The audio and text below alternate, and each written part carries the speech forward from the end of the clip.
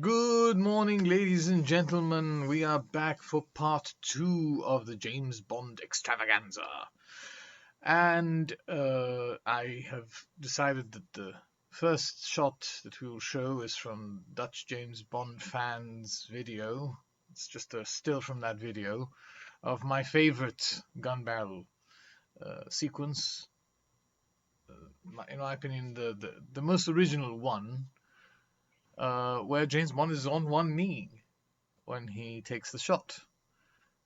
And it's significant because this is the one James Bond where James Bond gets married. This is his wife, Tracy, that we see. She's the Bond girl here. So it's a very significant entry into the James Bond canon, and a very significant entry into the James Bond film canon as well. So it's significant, actually, that he's on one knee, taking the shot. Okay, so there is a bit of a connection. He's married, and we discussed on Her Majesty's Secret Service last time. I just wanted to have an interesting little background before we begin our second round of entries, and it begins with my favorite Daniel Craig entry, Skyfall. And as usual, we will watch the and this is very recent trailers from 2012, so there's nothing classic about it, nothing period about it, nothing historically wow about it. So yeah, I'm sure all our younger viewers are very familiar with this film and its trailer. There were several trailers that they released to prepare people for Skyfall, and it was the 60th anniversary of James Bond, so there had to be something special. It also coincided with the Olympics in Great Britain, GB12. That was significant because, of course, one of the publicity videos was James Bond with the Queen, and that, of course, went completely viral. This is a good Bond in that it has a lot of the nostalgic elements. It has all of the reminders that you could possibly wish for. The Walter PPK game came back. Of course, it's P97 short, whatever, but it looks exactly like the Walter PPK. We're not expected to be gun experts here, and I mean, there's it fits only his hand, his palm signature. So, as Q says, it's more of a personal statement, and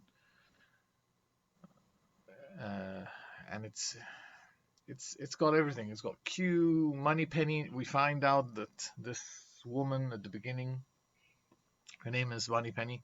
We find out at the very end of the film, her name is Moneypenny. And this is back to the old thing of double O's facing off against each other, which we saw in Goldeneye. It was 006, and we don't know which one Silva was, or his name was Tiago Rodriguez. His real name was Tiago Rodriguez, but we continue with Silva, and we ignore the fact that he has a real name. This is Miss Moneypenny. And we see the Daniel Craig entries coming full circle, and we have a male M, as we did at the very beginning of the series. So they kind of get rid of the female M of Judi Dench, and now you have a male M, as it was at the very beginning. But here's the thing. This is an exceptionally well-made film, and the acting is impeccable in every single department, including the annoying minister who's interrogating M, including the poetry that's the kind that acts as a voiceover when Bond is chasing Silva through London. The setup of every location is so well made. It's no longer the dizzying, crazy, stupid stuff of Quantum of Solace, which is definitely not in this round of films or the first one. uh, where you really get dizzy watching Quantum of Solace. It's a really very badly made, gimmicky, stupid film. But here, this is something crafted and well made and well thought out, and it has the audience in mind. It doesn't want to dazzle you with spectacle. It wants to dazzle you with a job well done. So this all goes down to Sam Mendes. Sam Mendes is a theater director. Okay, so he appreciates the idea of setting. So before you go into an action sequence, you know the setting, you know your bearings, you know where you are. So you see Istanbul, you see the Grand Bazaar, and then you go in, and you see the roads and the trails and the tracks before you go into the roads and the trails and the tracks. So there is no annoying camera movement, dizzy stuff, none of that.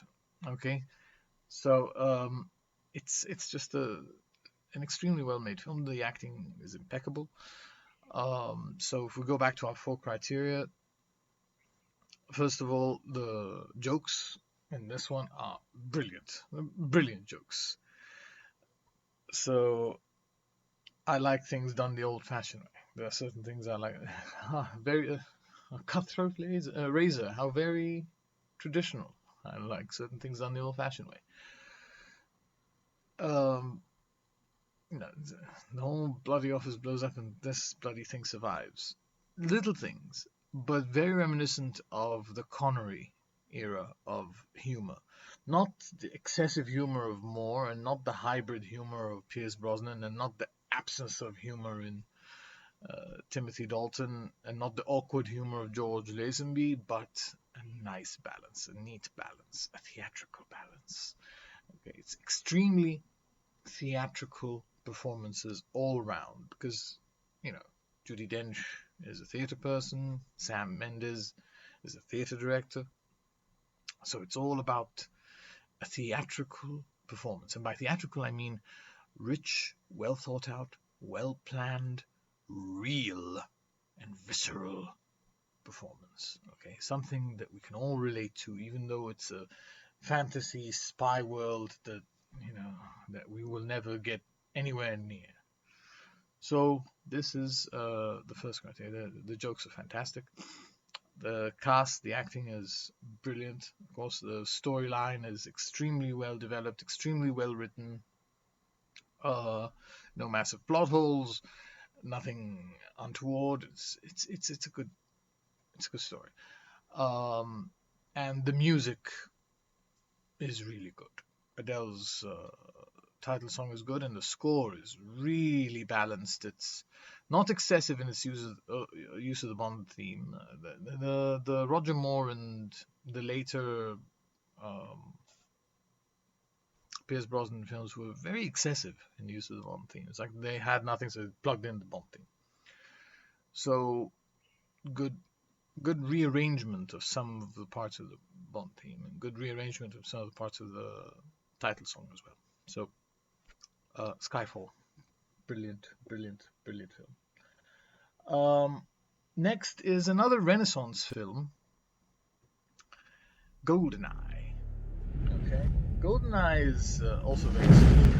When the world is the target. In the sense that it seemed like we were done with Bond.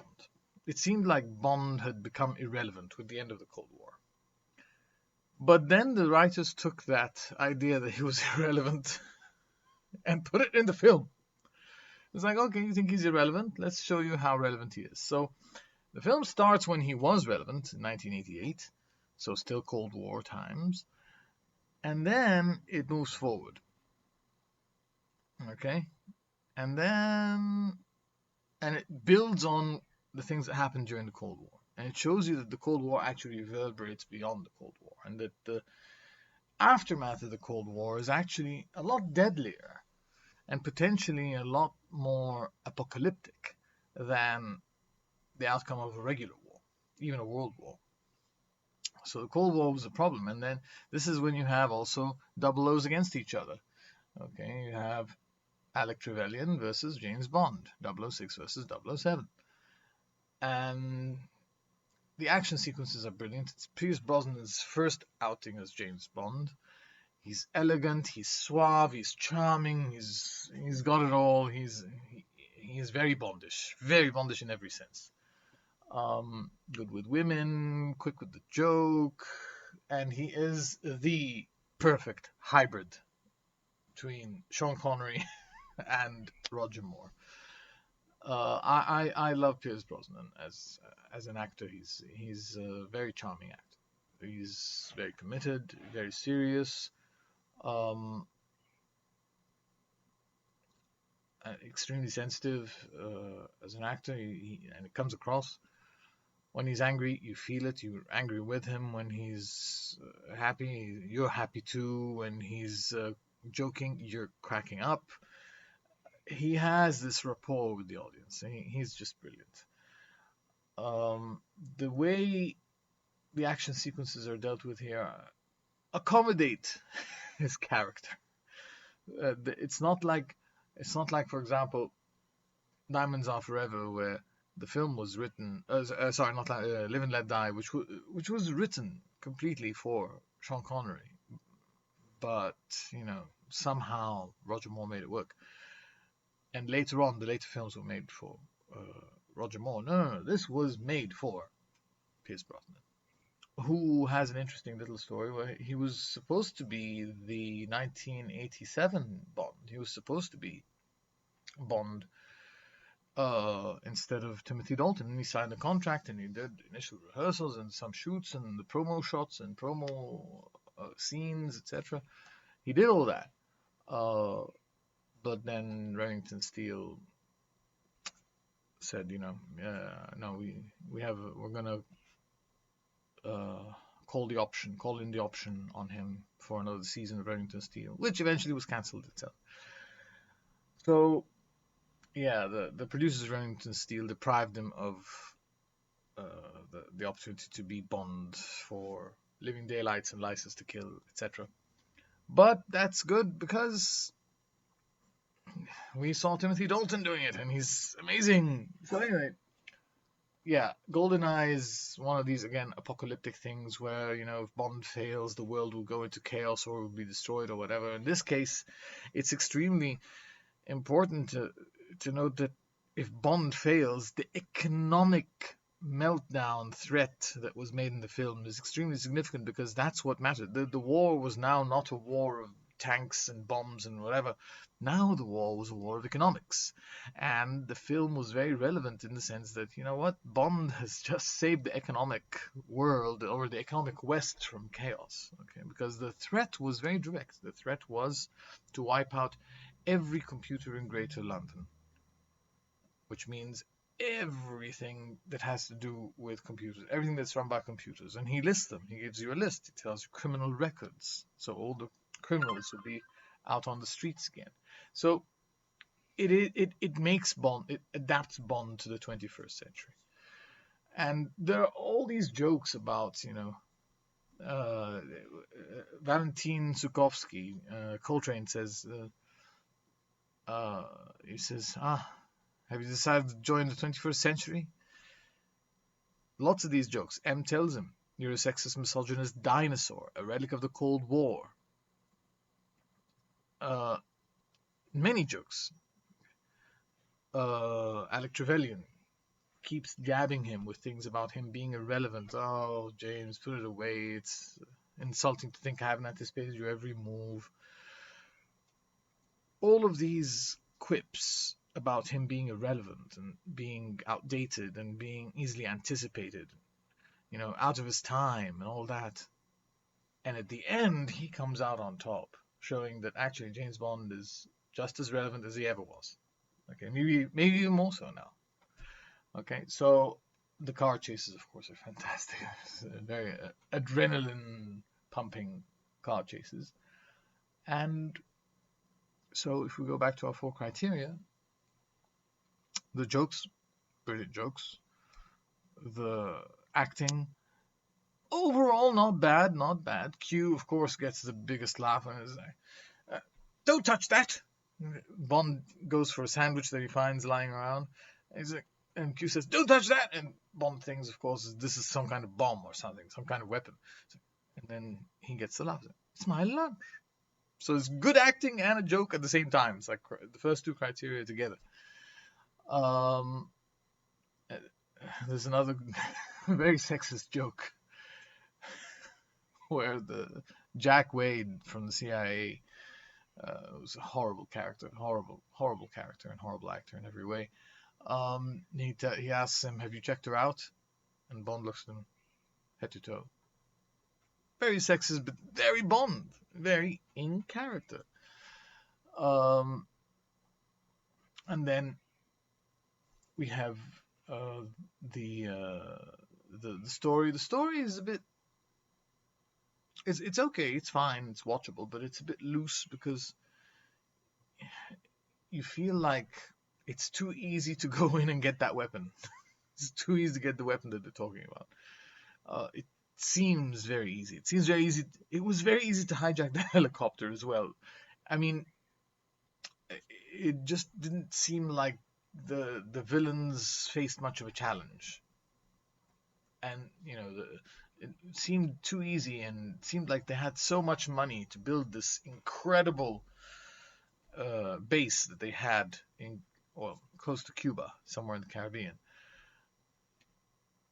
Um, if you had that much money to build all of that, what are you doing with the money that you're going to transfer? I mean, you don't really need that money. If you had that much money, come on.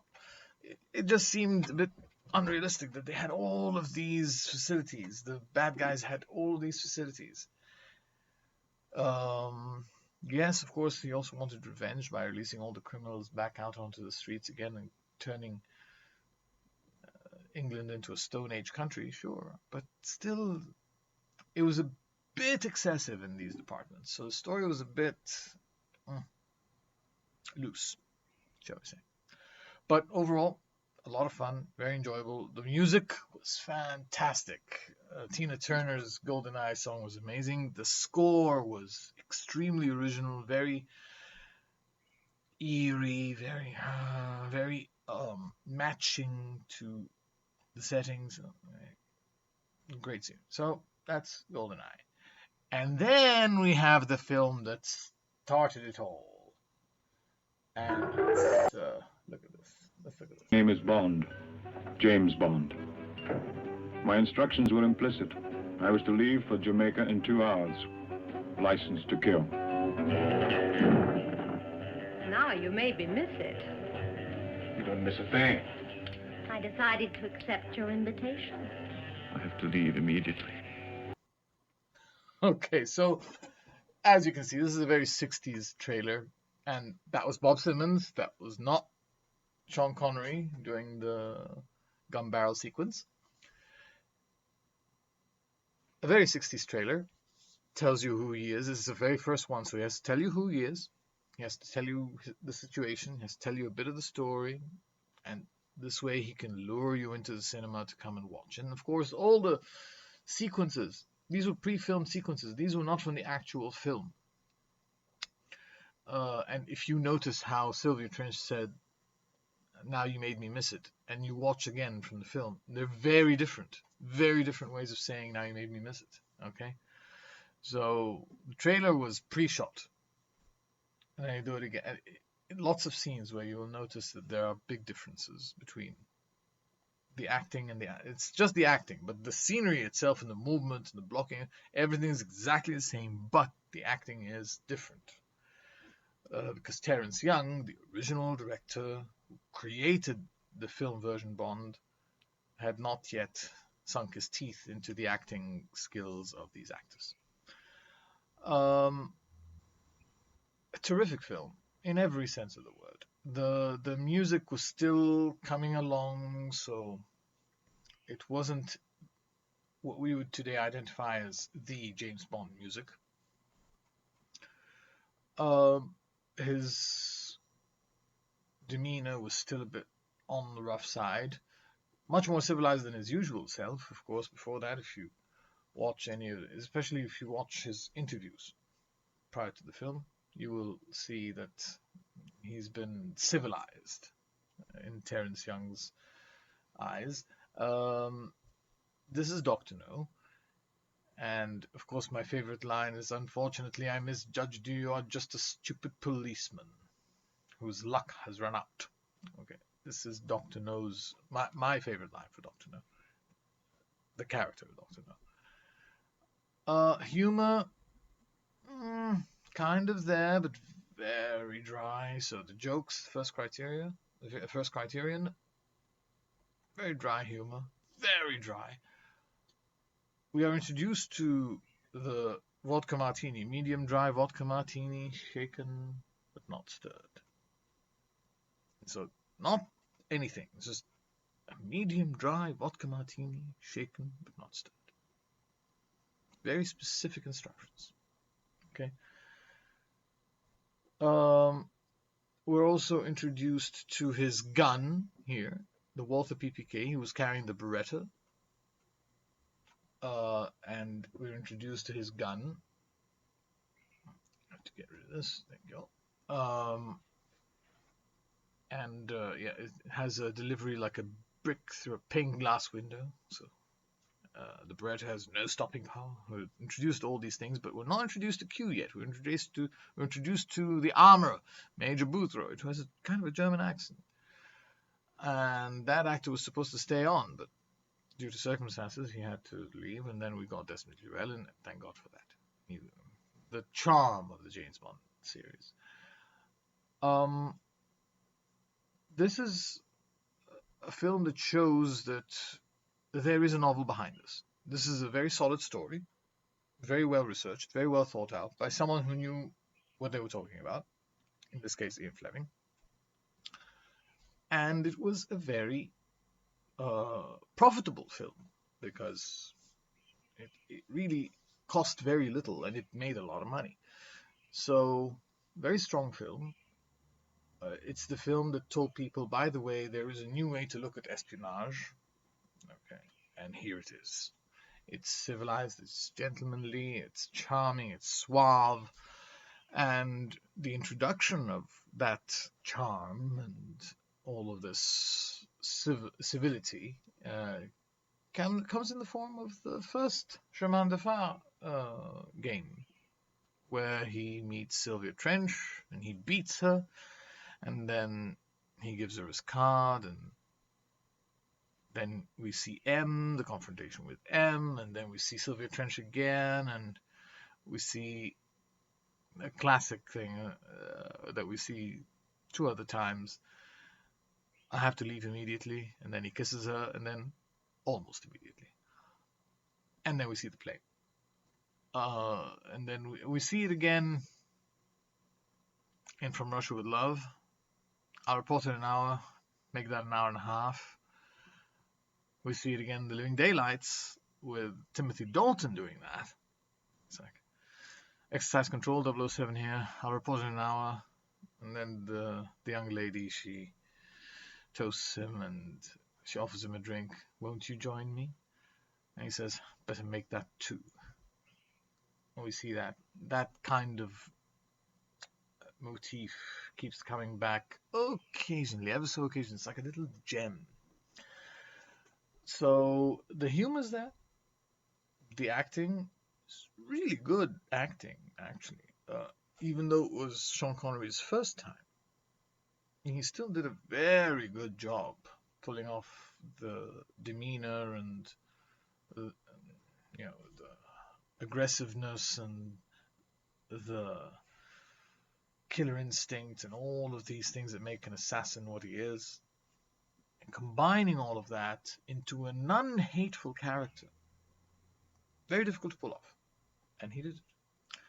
The story, of course, Bernard Lee as M, phenomenal. Disciplinarian headmaster style kind of thing, and yet a killer. Has no problem killing. Has no problem ordering someone dead. See what I mean? And then the story, it's exactly like Ian Fleming's story. Almost to the tiniest detail. Almost. There are a few liberties that were taken in the script, of course. And then the music. The Three Blind Mice song is actually quite quaint. I enjoy it. It has it's a catchy tune. It's a nice tune, and all the Jamaican local color stuff, and the beginning of the evolution of the James Bond theme is there. So it's good, but it's not wow yet. Still in the making, still evolving, still finding itself. So this is Doctor No. And then the penultimate Roger Moore film. Bond hits an all-time high.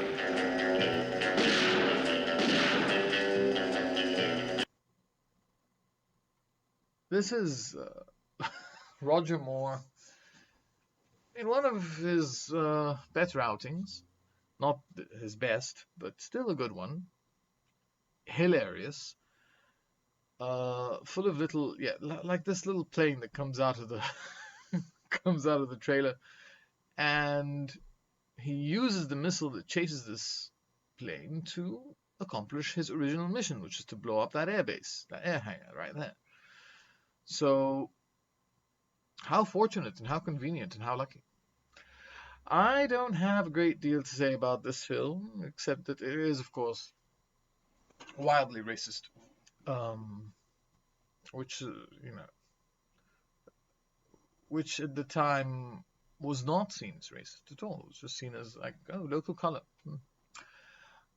But yeah, the stereotypes of India and Indians and all that. But also you see some of the luxuries of India and some of the unbelievable things and some of the white supremacist elements that make Bond Bond. Bond is a white supremacist. This is what he is. This is part of his character. He is a white supremacist. And of course, white people in India over there in this film, they command everything. They control everything. And that shows a very powerful element of white supremacy. Now this is again one of these combinations of short stories, The Property of a Lady and Octopussy, both combined, elements of both combined. Property of a Lady and Octopussy are short stories written by Ian Fleming, and they took bits and pieces from both short stories and they spun them into this. And yeah, the jungle, the animals, and then of course the white man can tell the tiger to sit, and the tiger listens because it's a white man. So there are these elements, and of course, yeah, the tires are punctured, and the car and the car can fit perfectly on the rails, perfectly, and just chase the train. And he jumps onto the other train just in time, and yeah, so it's a hilarious film. And you've got, bad Indians and good Indians, bad Afghanis, good Afghanis. Well, there's no good Afghani. Well, there's one bad Afghani, Kamal Khan. So anyway, it's a film that, in terms of jokes, of course, passes. It's a Roger Moore film, so in terms of jokes, it will ace that criterion. In terms of the acting, Maud Adams was all right, but that's about it.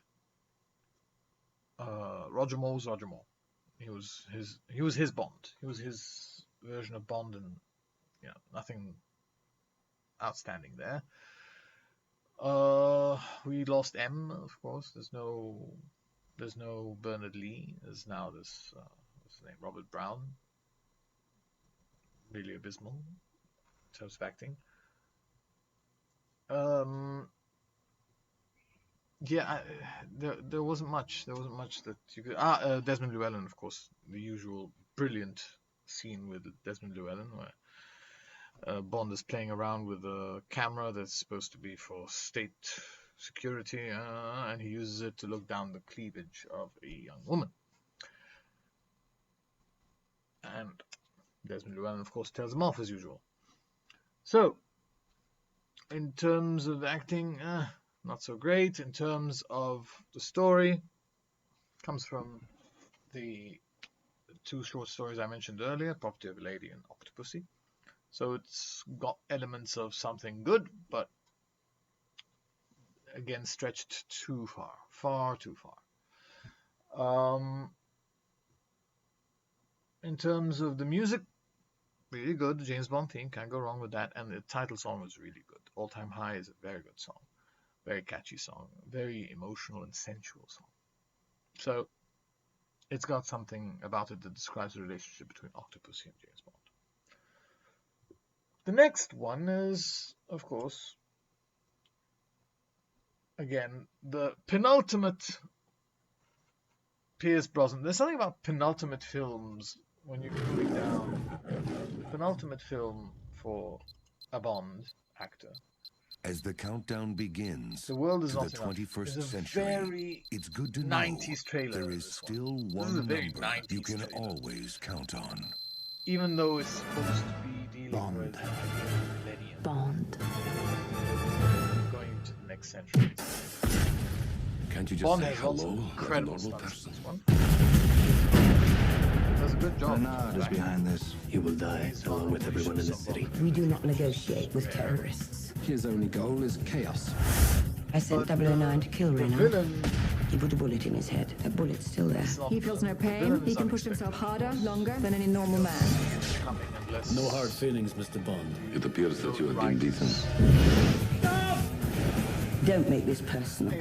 I can't do that. I just can't help thinking I'm next. New model? The very latest in intercepts and countermeasures, and 6 beverage cup holders. I've always tried to teach you two things. First, never let them see you bleed. And the second? Always have an escape.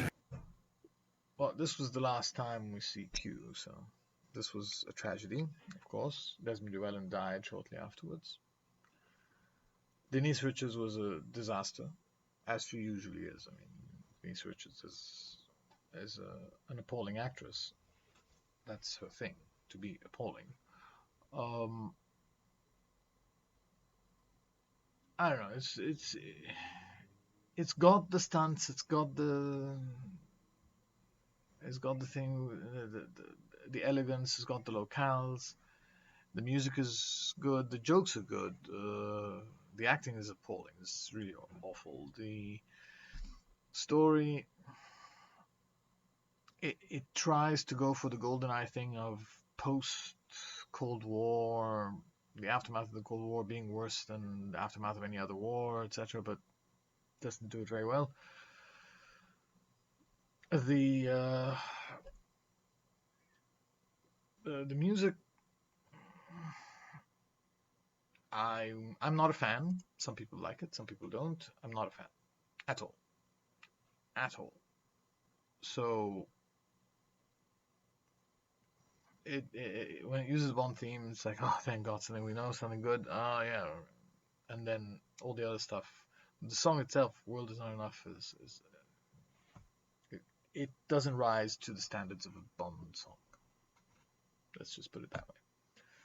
So that's why it's pretty late in the rankings. Spectre. You have no- very mixed bag. Spectre.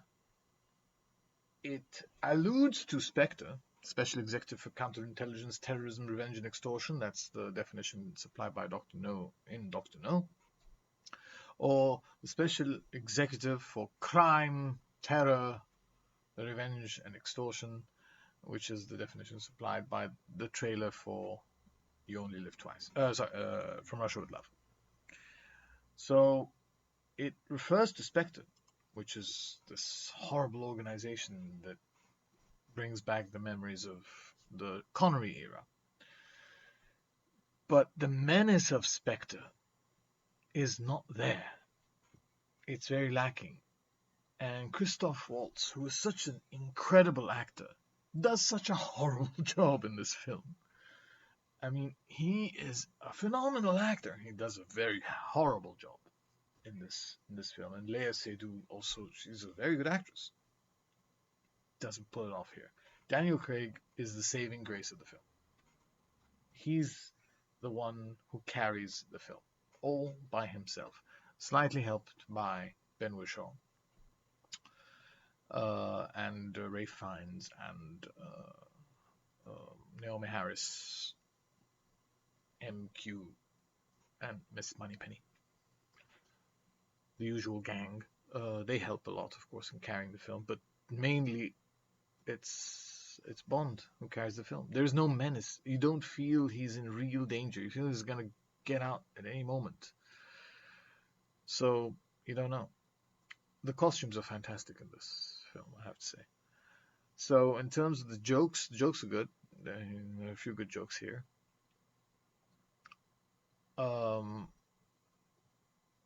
The acting is just Daniel Craig and Naomi Harris, Ben Whishaw, and Ray Fiennes. But this fantastic, great actor, Christoph Waltz, doesn't pull it off. He doesn't do it. I don't know why. Apparently, he needs Quentin Tarantino to make him perform properly. But Sam Mendes, if Sam Mendes can't make you do something properly, that means that there was something there that stopped him from. Probably the lines. He couldn't handle the lines. Couldn't make them come to life. I don't know. They are very awful lines. They're very mundane and inane at times. So the music is very good. The music is excellent, in my opinion. I love the title song. Even though I'm not a fan of Sam Smith, but I like this title song. So yeah, I think that's why it's so late in the rankings, because it just lacks a lot of the acting and the story. It needed a lot of work. The dialogue was extremely inane at times. I am the author of all of your whatever. I can't even remember. If it's not memorable, there's something wrong with it. I'm the author of all your misfortune, or the author of all your tragedies. I can't remember what it was. Blofeld was saying something to Bond. I'm the author of all your misery. I can't remember. And then Casino Royale, where Daniel Craig was still Your finding file himself, shows still becoming Bond, and that's actually the intention, I think. As I understand it, that's the intention of the film. It's just to show us how Bond started. This is how he became 007. It's one of these, reboot retrospective things. But yeah, he did a good job, but still he wasn't there. Okay. Judi Dench looked like she was bored. The music, the jokes, not very good. The acting, it was, just a little bit below par. Even Eva Green was not really doing a good job. She, again, incredible actors not doing their best. And again, he was doing his best and he pulled things up. The physical stuff was incredible. He just went headlong into the physical stuff and didn't give it a second thought. You feel the commitment and the dedication and the absolute focus and discipline in every physical sequence that you see on screen. No gadgets, which is good. Didn't use all the gadgets of the car. Again, good. We just saw the car crash and flip. And that's it. The torture scene was very well done. So, yeah, I enjoyed the film. It's a good action film, but it's not yet Bond. It's just another action film where the character had some resources that other characters probably wouldn't have had. That's it. Still wasn't Bond. It was Bond in the making, which was the intention, I understand, but still, it wasn't Bond. It's like a pre-entry. And finally, in this round, we come to Live and Let Die.